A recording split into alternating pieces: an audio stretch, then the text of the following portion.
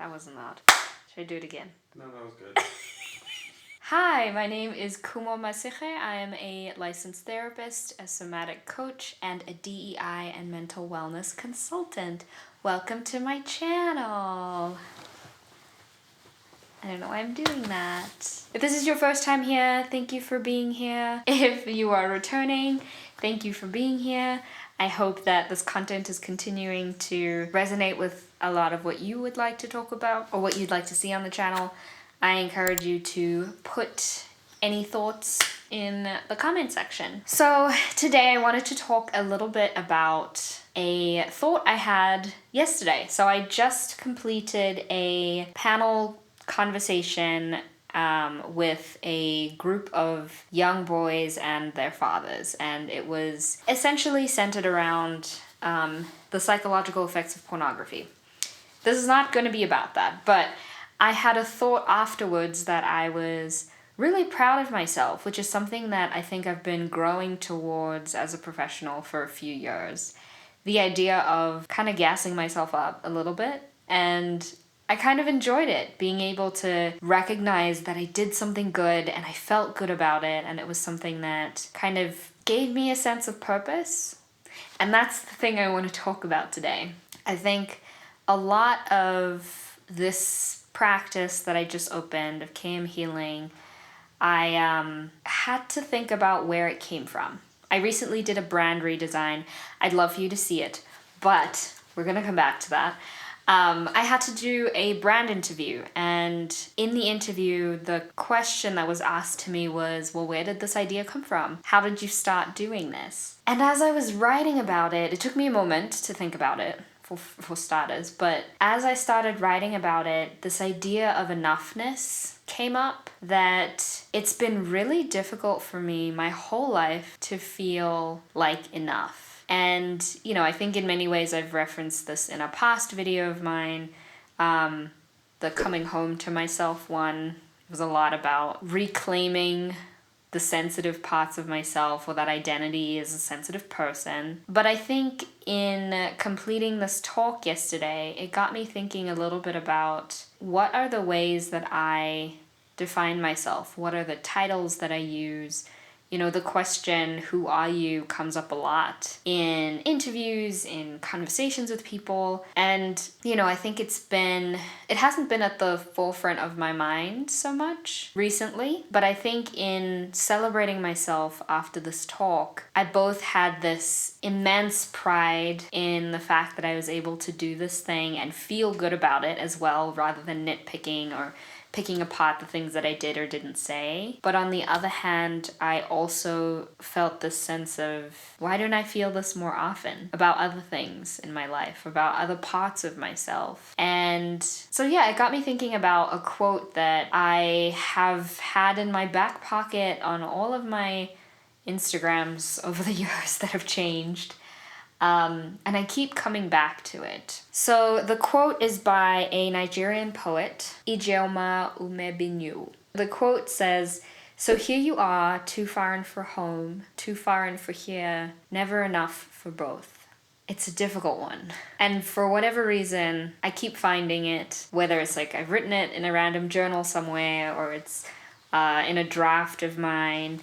And, you know, I think in many ways it didn't necessarily feel applicable to me, that I was like, well, I know I'm South African. I'm African, right? It's my identity. I know that. But when I pick it apart a little bit more, I think I start to consider the other parts of my identity that I'm still struggling to feel enough in. And I think that creating this business, this practice, was about leaning into the discomfort or uncertainty of learning about yourself, of knowing that you are already enough. And I think this quote really beautifully embodies the ways that all of the identities that I feel aligned with right now kind of come together. I think in learning how to claim my identities, right? As a Black person, as a woman, as a person with disabilities, as a queer person, it's been incredibly difficult to allow those things to exist how I experience them. And I think that this is a pretty common experience, and sometimes it's just really hard to say with our words, right? That, at least in my experience,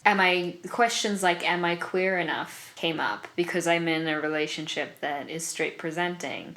And then on the other hand, am I Black enough? Because in South Africa, in many ways, a lot of Blackness is rooted in, can you speak your language? Do you engage in cultural traditions? Rather than, in what ways does Blackness exist for you, right? And so I never felt enough of that either. Disability-wise, I never felt enough of that. I have an invisible disability. So if you look at me, it doesn't look like there's anything that I'm struggling with. But chronic pain is something that I experience on a daily basis. At its worst, I struggle to get out of bed as a result of it. And then on top of that, struggle with my own mental health issues. And so trying to both have compassion for how I show up in these identities while also being able to sit in the discomfort or uncertainty of, are these things enough, or am I enough of any of these things, or who exactly am I? I think it came down to trying to find identity in other things or other people. For a long time, I struggled with attaching my self-worth to the people around me, whether it was my parents, my partners, my friends. I always ask people for opinions, and it's something that I've been actively working on now for a couple of years, trying to make choices and stand firm in even the smallest decisions for myself, to remind myself that, for one, learning is something that happens, that I don't have to know who I am right this moment. I don't have to have a right answer, but also that it's okay to kind of just ride the experience of life. And I think we don't get taught this very much when we're growing up. We kind of learn that in order to be a successful person, you have to have certain things, right? You have to, at least for me, right? These are some of the things that came up for me is, you have to express femininity in a certain way, right? Right now we're in this era where there's this clean girl, feminine, kind of rich, quote unquote, aesthetic that exists right now that I know for a fact I don't entirely fit into. And then on top of that, there are things like, what kind of job do you have? How knowledgeable are you?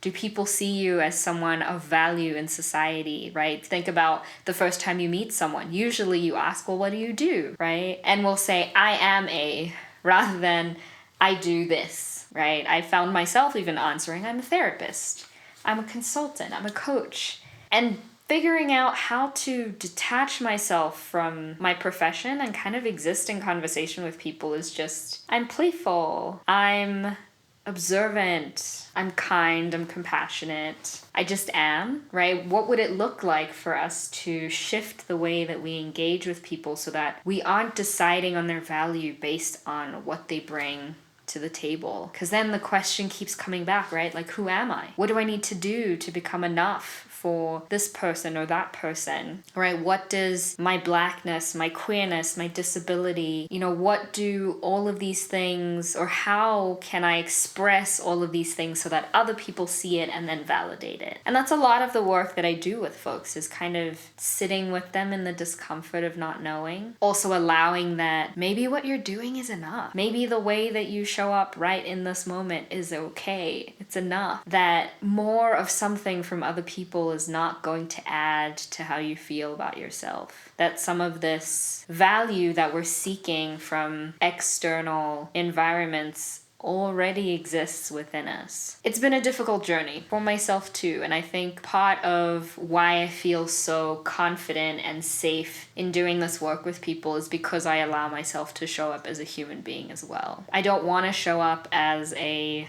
professional, pristine brick wall that you talk to in a therapeutic space or in a coaching space. I'm going to show up as myself and be able to, in that, provide you with the knowledge that you need to be able to grow as an individual. I hope that this was helpful. I found so much joy in the thing that or the accomplishment that I felt yesterday. And part of that joy was, for one, in knowing that, yeah, I can do my job. I'm really good at it too. And other people see it and other people find value in it. But for the most part, that I'm okay with what I offered, that I could change my mind, that I could opt to not do that again. But I was really glad because I found value in something that I had created, and someone reached out to me and thought that I had the knowledge to provide.